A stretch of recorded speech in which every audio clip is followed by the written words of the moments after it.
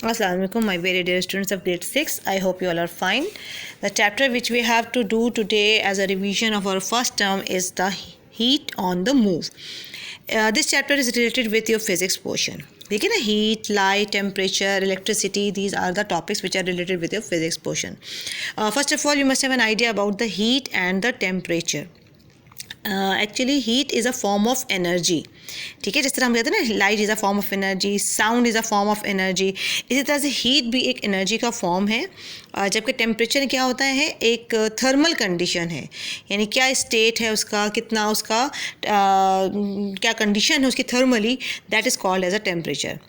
जबकि हीट जो है it can be travelled from one body to another. जबकि टेम्परेचर में किसी भी बॉडी के अंदर जितनी भी क्वांटिटी ऑफ हीट मौजूद है वो उसका टेम्परेचर इंडिकेट कर रही होती है.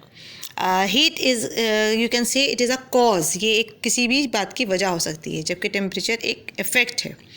और हीट को हम किस में, जूल्स में मेजर करते हैं, जबकि टेम्परेचर के लिए हमारे पास डिग्री सेंटीग्रेड, डिग्री केल्विन, ये सारे जो हैं उसके यूनिट्स होते हैं.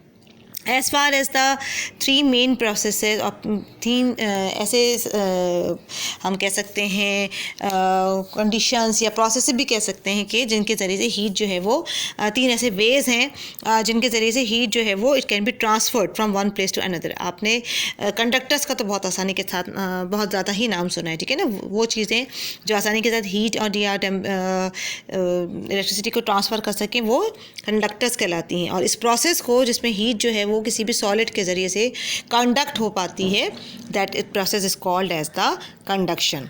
लाइक अगर हमारे पास एक ग्लास में गर्म पानी मौजूद है या अगर किसी कप में हॉट टी मौजूद है, उसके ऊपर हम एक चमचा रखें तो तेज़ी के साथ आपको वो चमचा क्यों गर्म नज़र आता है, क्योंकि हीट जो है वो फौरी तौर पर एक जगह से दूसरी जगह ट्रैवल हो गई है, ट्रांसफ़र हो गई है. Then we have got convection. अगर लिक्विड और गैस की बात की जाए उनमें किस तरह से हीट ट्रांसफ़र होती है, उसमें जो जिस तरीके से हीट ट्रांसफ़र होती है वो कहलाता है कन्वेक्शन. जैसे मिसाल के तौर पर हमारा गाड़ी के अंदर रेडिएटर्स होते हैं, वो हीट को रोटेट कर रहे होते हैं, या कमरों में अगर जैसे सर्कुलेट करवाना है, किसी कमरे को गर्म करना है, तो उसके लिए भी रेडिएटर्स होते हैं जिसमें हीट जो है वो तेज़ी के साथ यानी गर्म हवा जो है वो लाइट होती है, वो तेज़ी के साथ ऊपर उठती है और इस तरह से हीट जो है वो सर्कुलेट होती रहती है.